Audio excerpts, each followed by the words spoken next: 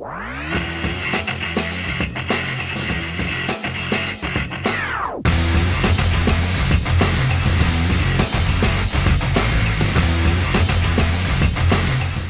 everyone, and welcome to the Season 3 premiere episode of the Talking Crap podcast. I'm Lucas Jackson. I'm joined by my co-host, of course, from this endeavour, Jazzy Josh Porter. And I cannot believe we made it 3 seasons. I can't believe we finished Season 2. I know, I've been proper slogged out to get here. As you can see, after that ridiculously long hiatus during Season 2, we have skipped the break between the seasons. Indeed. So we're bringing you some more fantastic topics, fantastic guests coming up throughout Season 3. We've got Danny Black on the way, Drake Winter, and our guest today is going to be Mitch Baxter, Northern Irish wrestler and a very DKW alumni. Also, as well, because it's a new season, it means that everything gets reset with regards to the Pipe Bomb Promo Challenge. So there'll be new Team Porter and Team Jackson teammates being selected this season. But yeah, Porter, because it's our big season premiere, I thought we'd discuss big men in wrestling. Oh, so I like what you've done there. Yeah, we're discussing the larger-than-life superstars, people from your big shows to your Vaders, and much, much more. And joining us, like we said, we're going to have the wonderful DKW alumni, Northern Irish superstar, of course. We are going to be talking to the one and only Mitch Baxter. Thanks, Mitch, for joining us on this episode of Talking Crap. Before we get into our main topic, which of course is going to be about big men in wrestling, it is Pipe Bomb Promo Challenge time. Jazzy Josh Porter.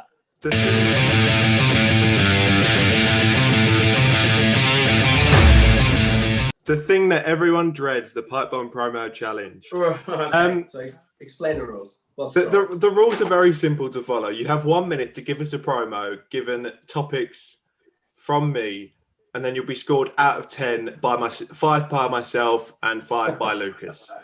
I haven't done a promo for like a year. So there is a twist on it, though. So starting in Season 2, we started to have teams. So it is Team Josh versus Team Lucas. And Lucas, have you got a coin handy? Because we need to decide whose team Mitch will be on. I've got my coin. I've got it inside as well. Awesome. We're getting there. So call it then, Josh. I'm going to say tails. Okay. It's tails. So Mitch, you're on my team for Season 3. Oh, right. Okay. So, that being said, your 2 topics are, you'll be challenging Alan Lee Travis for the LDN British Championship at LDN. Okay. Your 1 minute to give us a promo against Alan Lee starts now. Well, this is going to be quite simple.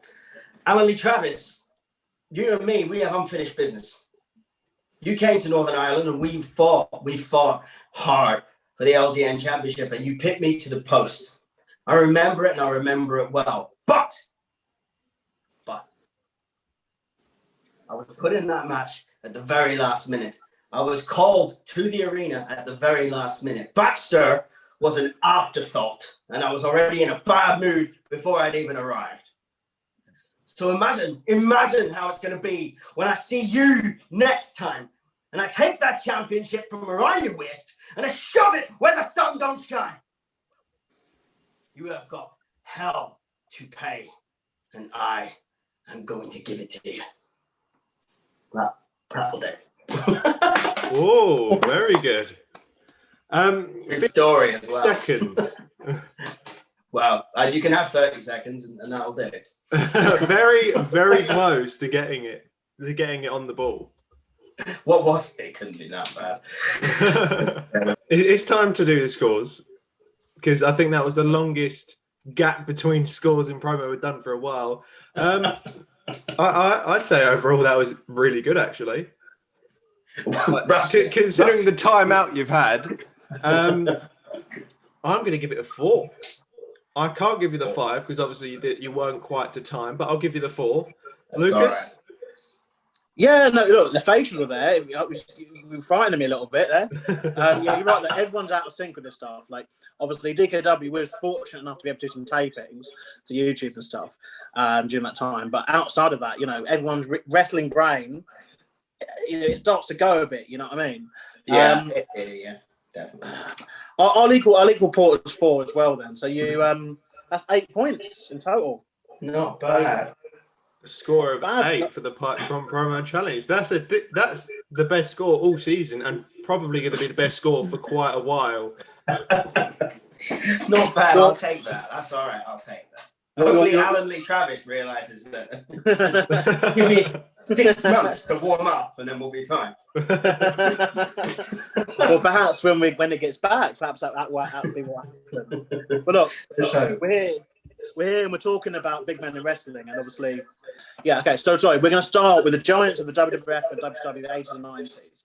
And obviously, the person who we can't really not talk about here, of course, would be Andre the Giant. He's obviously the kind of go-to big man kind of thing when you think about it. But if you look at the style, and we think about the style of how big men have evolved in wrestling, since then, obviously Andre very slow. Mainly could be size, but also a lot of the health issues he had, obviously. But the big guy stuff is about it being very simple, and doing very simple things that get over. And it's still phenomenal, the amount of stuff which obviously has still got borrowed from Andre all the way through to today. So as someone who obviously in wrestling now, obviously it's become like a multi kind of size sport or whatever. Do you still think that there could be a return to like heavyweight wrestling, like traditional kind of style? That's a big question. I mean, in many ways, I guess, in my opinion, heavyweight wrestling itself has just evolved so much. I mean, from me, when I first started watching wrestling, which would have been late 90s, 97, 98. I don't know, it's hard to remember now, like, who the big guys were at the time. You guys like Viscera.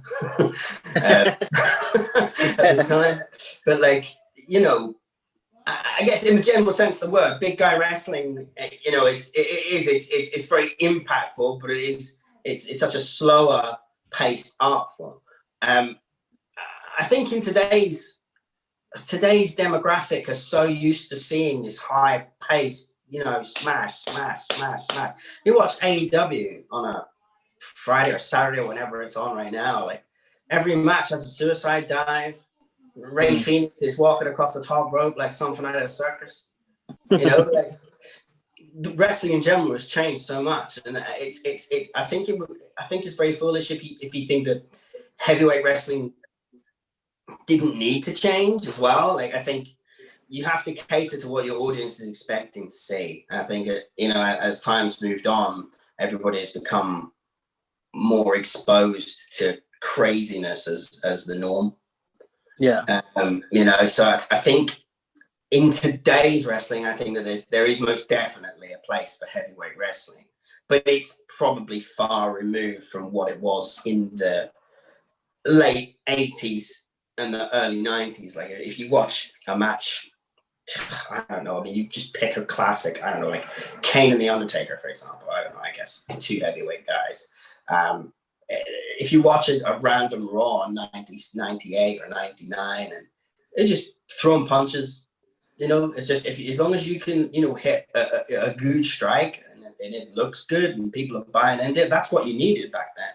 Because when the big guy hit another big guy and the other big guy was like, you took that and was like, shit, he really hit him, Right. Today, I don't think it has the same appeal, not unless you build it properly. And you can build it right, I guess the best, in my opinion, one of the best examples of taking that slower methodology into today is probably someone like Randy Orton. Yeah. Yeah. Like Randy Orton can just slow the pace right down.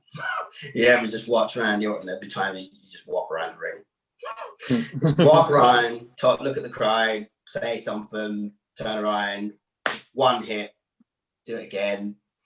you know, and it's that is from that era. It is literally training of less is more.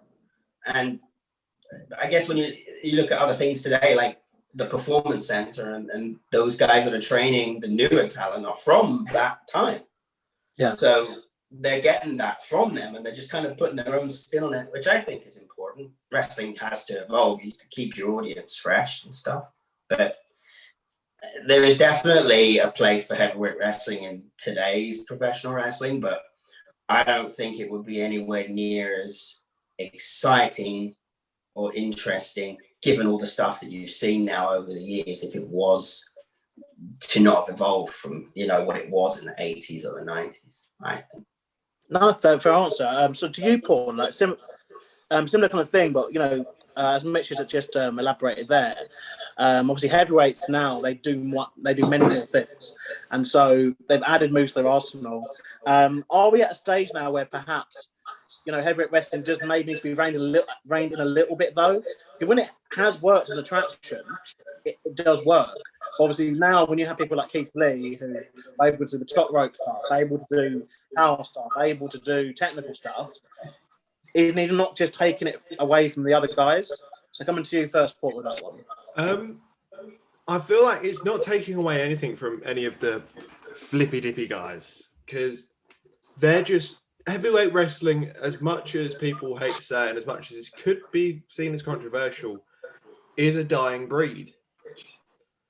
It used to be the norm. Heavyweight wrestling used to be the norm, because back in the 90s, in the early 2000s, 90% of the wrestlers used to be an average size or larger.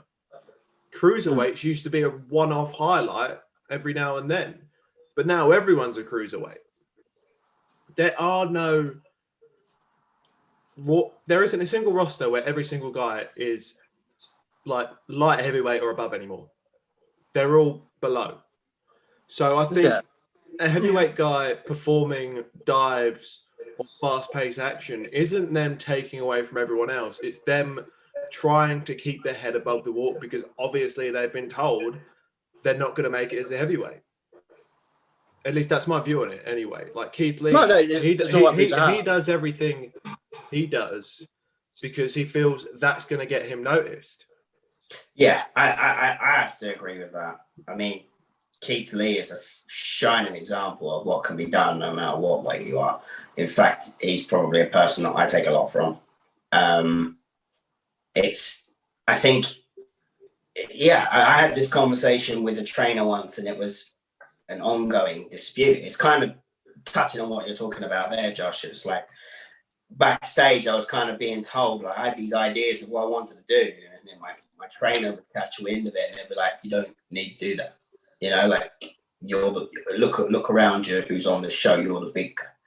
You know, like, leave something for the rest of the guys to do," which made me kind of feel selfish in a way, because I was like, well, yeah, I don't want to take anybody's stuff, you know, like, I obviously want to get over on my own merit, but I don't want to take the shine off somebody else. Someone's got something planned or whatever. But it became, over a course of a period of time, when my trainer kind of realized, okay, this guy can do a standing moonsault, he can do a standing shoot star press, he can do a swanton off the top.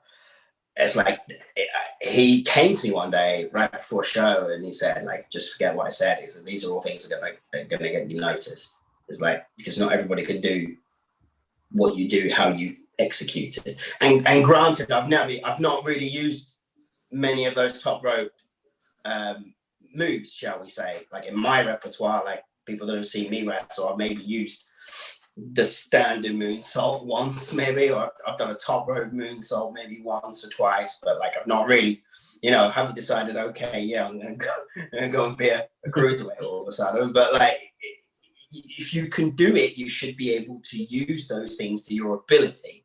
If you're just going to stay within the parameters of what everybody else is doing, then why would you believe that you would make it as a heavyweight?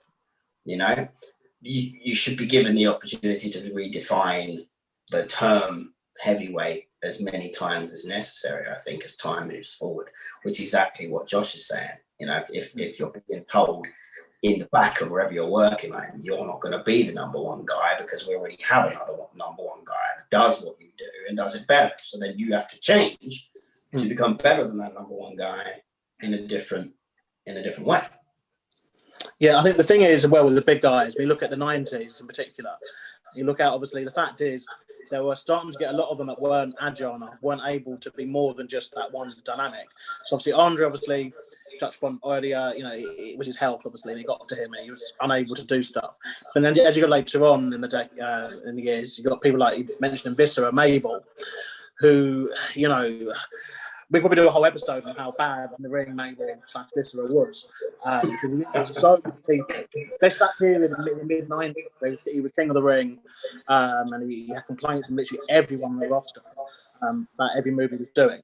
But then obviously I would have to shout out obviously people like Bam Bam Bigelow, Vader, Undertaker too, being his guy, bigger guys who showed that wait a minute, we can actually work and do stuff. And I think they were already pushing stuff. I mean, Vader was doing moonsaults, back in the 90s. Yeah. And obviously it has now obviously evolved to Keith Lee. Like you said, he is Mr. Can do everything, isn't he? And I think as well, like how much Keith Lee can do. Yeah.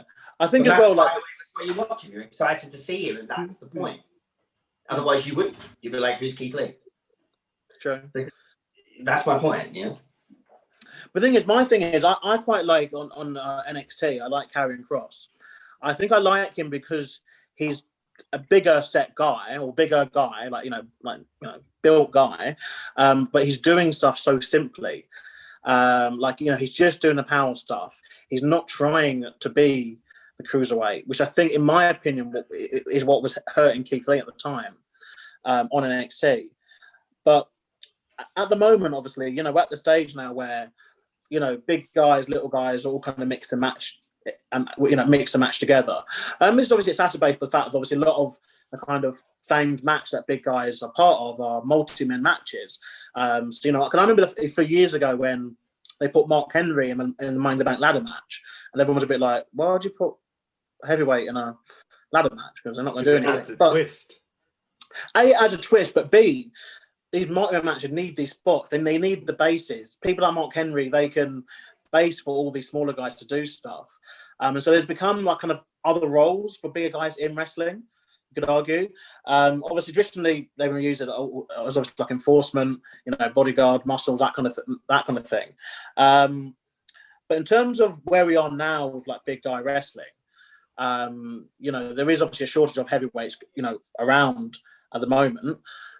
Do you think that? Do you think that the UK? Take a look at the UK scene in particular.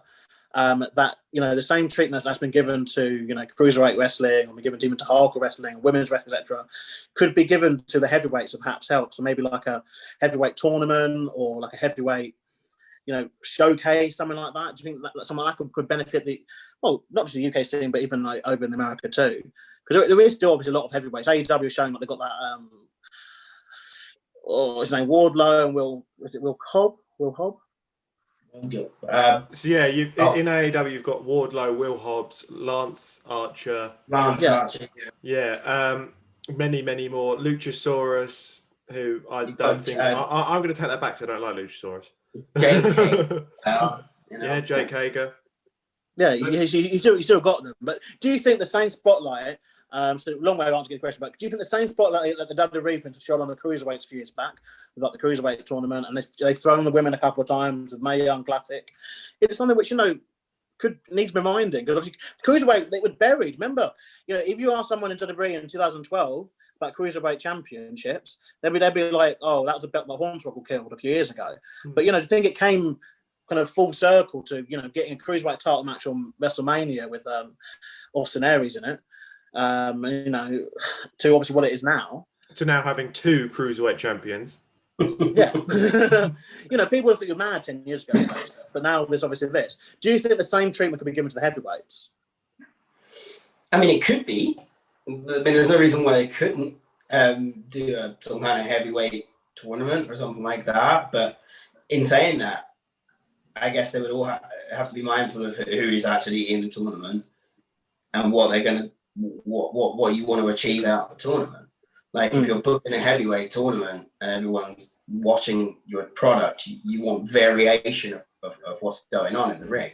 The problem is sometimes heavyweight wrestling it can be much of a muchness, you know. So you've got, you know, one strike, one particular type of clothesline, one particular type of big boot, one particular type of forearm, and when you've seen them all, it's just obviously in what succession you're using them. So it becomes less about what someone is able to do, more about what kind of a story you're able to tell.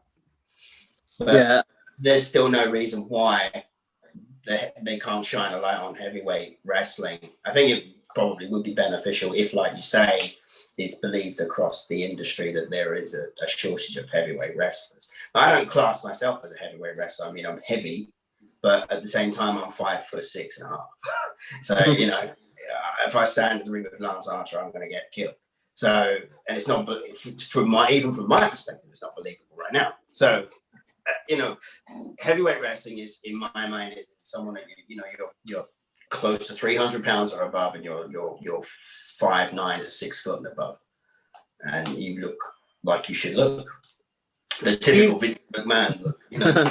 I mean, do you think then that perhaps there's not necessarily there's heavyweight by definition, like you say, your characteristics of being 300 pounds, 6'6", whatever. Yeah. But is there a heavyweight style, you know, over here potentially? Because I mean, like, you know, again, I'm you know, looking at my roster that I've got, you know, I worked this out actually with Sam the other day. I'm pretty much, after Tony Kemp, the heaviest member of the Dropkicks roster. But I've never considered myself a heavyweight, which is obviously everyone's happens to be getting lighter, you know, and smaller in wrestling. So is there like a big guy style, more so? Because you could argue in a way there's a cruiserweight style too that bigger guys do use. I mean, when Keith Lee starts doing dives, that's part of the cruiserweight style. You know, but is there similarly like just a big guy style that kind of exists? Obviously, like, you know, guys like, you know, again, not much taller than you are, and you know yourself, like, you know, you get told, oh, you're big guys, you can't do this, you can't do that. You know, do you think there's a big guy style? There is a big guy style, for sure. I mean, I don't know how you feel about that, Josh. From my perspective, it definitely is a big man style. You play to your strengths. That's why I was always taught in training before I actually figured out that I could do some of the stuff that conventionally you wouldn't do. You play to your strengths. So, you know, I'm the guy that's probably going to be, you know, if I'm out in the ring, you probably think, okay, so this guy's going to be more of a heavy hitter, or he's going to be more of an impact style. And so I would always play to my strengths to make sure that every single thing that I do is believable, and it's done with a certain amount of malice. And I think that's all part of the heavyweight style. It's like slow and in control, and hard and heavy, you know, like impactful, rather than doing the big high dive or the high spot. It's leading up to those impactful moments. In my mind, at least, it's always less is more with me anyway. I believe that to be pretty much what many do in a heavyweight style. What do you guys think? Yeah, Paul, what do you think? Yeah, no, I pretty much agree. Like, there is a heavyweight style, or at least there used to be. 10 plus years ago, you wouldn't see a cruiserweight pulling off a power bomb or a spine buster. You would have left that for the heavier guys that looked like they were stronger. Well, the thing is, Kevin Nash Nash, actually was famous for this tweet that he did put out about this, actually, where he said that obviously, you know, cruiserweight shouldn't be doing power bombs. And he actually, when he first was in WW, he was able to see the cruiserweight wrestlers doing power bombs. He told them off and said that they can't be doing them because obviously in the main event, you're going to have Kevin Nash come out and do his Nash knife as a finish. And then if you've seen it overnight, and cruiserweights, they showed this resiliency, didn't they, throughout the 90s? Yeah. They still do, where obviously they would do these moves, kick out of them, break up the pins, you know, or just move, or sometimes even no-sell the moves. And so you see that side. But obviously there is, to be fair, with some of this stuff, it's business too, because obviously Kevin Nash, being the kind of politician he is, or was obviously when he was an active wrestler, you know, he knew it was about the money, essentially, like for himself. But yeah, sorry, Josh, continue. Yeah, no, you saying about Kevin Nash using the powerbomb and telling off cruiserweights for doing it, I get his point, because You can't have a big guy using a power bomb as a finisher in the main event, and then earlier on in the night, in like the opening match, a cruiserweight kicking out of that same move. It's just, it devalues that as a move in itself. So I do think there is a heavyweight style in the sense of there are certain moves that heavyweights use because they look impactful, because they look realistic. Like, Yeah, absolutely. I guarantee if Sam Dufresne from DKW powerbombed me, I wouldn't be getting up anytime soon because it would suck to take. Getting dropped on your back and your head from a 6 foot plus guy is going to hurt, especially if they're throwing you. Yeah. So I do think there are heavyweight specific moves. Thing is, something which William Monsoon used to say actually was that, and this was particularly true when people were doing each other's finishes though, the only caveat I give to it is, as much as obviously they do the move, the person whose finisher it is, they perfected the move.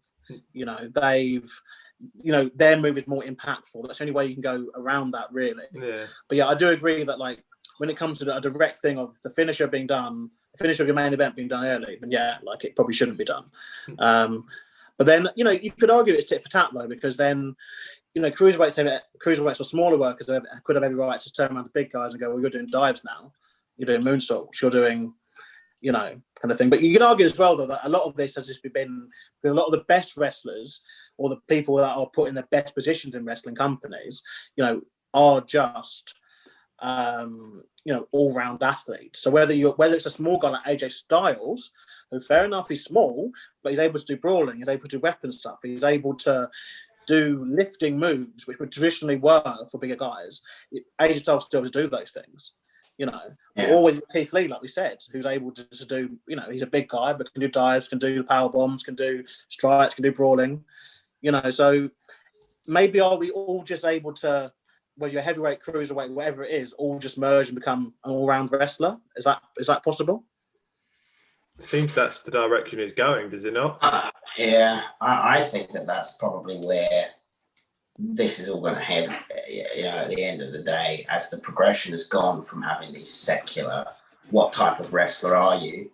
It's now become, probably you will be expected to be the jack of all trades, I would assume. Because then that means that the promoter or whoever you're working for has the infinite ability to put you wherever they need to put you on the card. Which is good and bad. It's a double-edged sword. It just means that the dynamic is lost of, oh shit, here comes the big guy, you know. But I don't know, it's so hard. Like I always remember coming back to the same conversation again. It's one that I would have had with one of my trainers. He actually got signed by WWE for a while. He used to say, like, you know, you ever see Stone Cold do a moonsault? Did you ever see The Undertaker or Triple H or Kane or Mankind do a suicide dive? You know, it just proves to you that you don't have to do those things to get noticed. You just have to be different. You know, like Mankind or Mick Foley, he's nowhere near as athletic as Keith Lee. I think even at the time it would have been hard to consider Mick Foley an athlete, even though he was. As you all know, you have to be in this industry anyway. To a certain degree, you have to have some kind of athletic background or some kind of athletic ability to take and do the things you need to do safely and whatever else. But, you know, these are guys that all were probably the biggest household names in the industry that you'll maybe ever have. And they all were defined by gimmick and who they were and their, you know, the design of what's that person all about. That big shift that day when Vince McMahon stood in the ring and said, okay, we're going from the good guy versus bad guy into a story-led product. Yeah. The shift where everybody was just trying to catch up to where they needed to be at that point. And so all the effort in creating those characters, like look at Kane, what a monster that is. you know, and I guess, yeah, you could say, okay, you've got it today with The Fiend, but that's an entirely different kettle of fish altogether. Look how scary and sick and sadistic things have had to become now to actually be different. Like back, less was more. It was literally, if you had a good gimmick that people could get behind, it didn't matter if you were only throwing punches and stuff. It was what it was. But like, I think now it's that's slowly fading out. I think to where you've got less kind of gimmick and more kind of your person. Who are you? What are you? Sorry, more who are you rather than what are you? Yeah, I think also somebody touched upon, so the first point you mentioned that about trainers telling you, you never see this, never see that, never see that. Like I get that, and like a lot of the initial kind of advice you are given is like, okay, you've got your spot, and they always try to get you to focus on your spot, on where you are in your lane. Obviously, as you get more experience, you have to start realizing, okay, there's other people that exist, and like you touched upon, obviously on the part on promo story, sometimes things just happen. So what if you were the big guy? But now there's a big guy on the show, now he's not a big guy anymore because he's a big guy, I get that. I think it's not so much to hold you back. I think that conversation, if I was to put it in context, it was a conversation brought in a broader aspect about when it's right to do certain things. So, it was a conversation about how you can just do the hurricane runners and the head scissors and the sling blades and slingshots or whatever you want to do, but as long as it's at the right time. So it was just about how to build it properly, and we're really relying on the old style of building the building blocks, of doing things slowly and not giving too much away until the time was right, so that you got to where you wanted to be. It was built right. So you did that one big move, which would have been in context, and you would have got what you needed out of it. I think why loads of people say these days, it just blows a load out of that, straight out the gate. I think a lot of that though as well is a lot of people do that stuff at first to get noticed, because the whole thing in WWE, if your goal is obviously you start and you want to get to WWE or to maybe AEW or Japan, it is that if you get to those promotions, they will mold you into what they need you to be. So if they don't want you doing that stuff anymore, then they tell you. But doing that stuff can be what leads you to get seen. Like Burchill, someone doesn't get enough credit, I don't think, for being part of the British kind of invasion over in America about 15 years ago or so.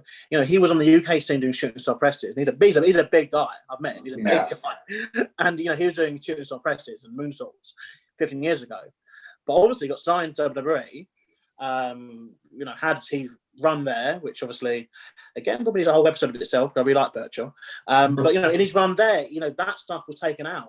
He was not, he was given obviously the pirate gimmick at first to get over. Then he was given a weird gimmick with his sister, but less about that, the better. But that stuff was taken out. Do you know what I mean? So he wasn't doing that stuff anymore. Same thing with you probably heard the story about Big Show. He was doing in WWE. He's on a moonsault. He's done an attempted plancher. But obviously very quickly got taken out. The most famous one of that, though, is Randy Orton, who, when he first debuted in the main roster in 2002 as a face, so weird when you watch it back now. Anyone gets a chance, 2002 Randy Orton SmackDown, where he's got his little 2000s odd haircut and bloody biker shorts. But he's a good guy that you're meant to get behind and love and think that he's like really good. And he is good, don't get me wrong, but obviously now we know Orton as the Orton that he's become.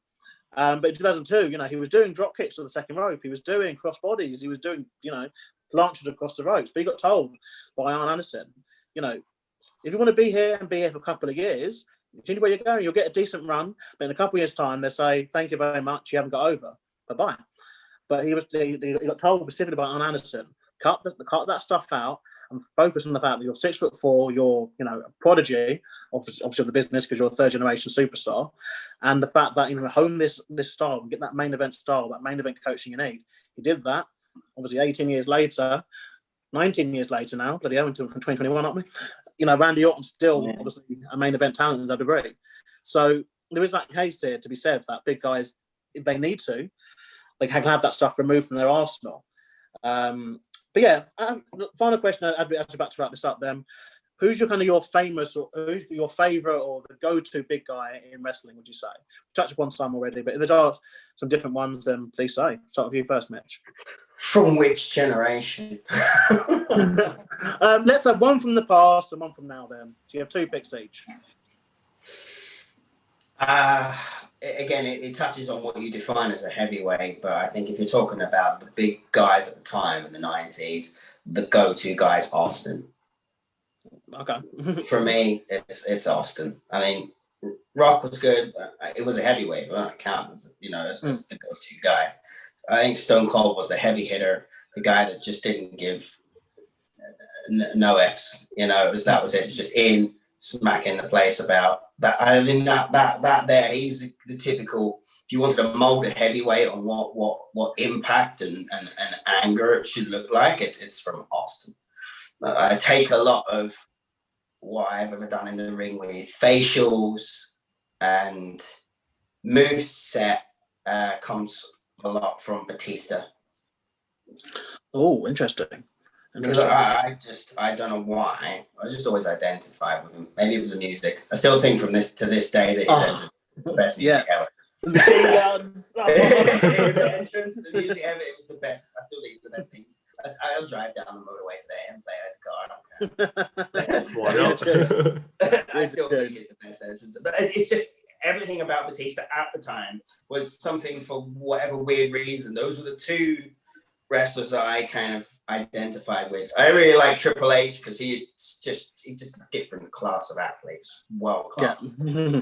But like Batista's moveset and the things that he did and the way that he did them and the facial expressions, and again Brock, very similar, but not so much of a fan of Brock these days. But that's just because I'm probably a mark.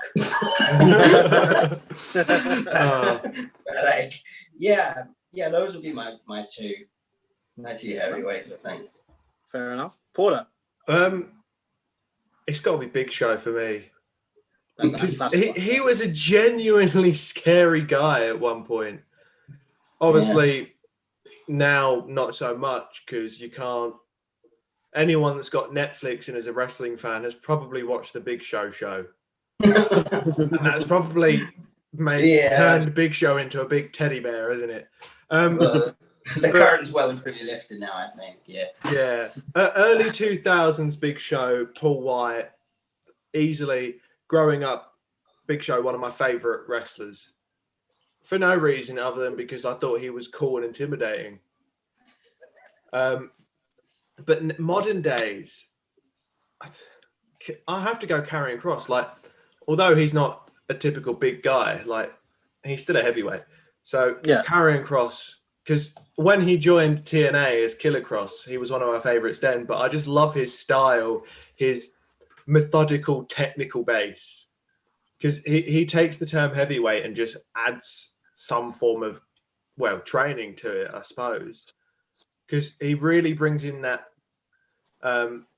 MMA martial arts style that he has in real life and incorporates in his wrestling. And I just think he's pretty badass, if I'm honest. Yeah, badass. That's the word. I mean, obviously, we recently actually discussed Stone Cold actually on that last season. And it's one of those where, as much as that is to Stone Cold, it still can be said about a lot of the kind of best heavyweights. But yeah, Big Show for me, Big Show is one that stands out. Like, if I was to say, like, go to big guy wrestler, it is Big Show. Because everyone kind of pictured him in your head. He wanted wrestlers.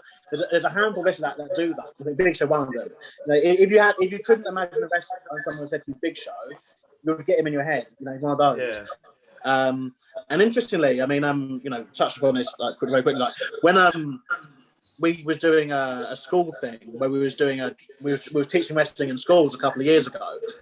The amount and something I do to break the ice. By the way, this with our kids like year 7, year 8, year 9, year 10.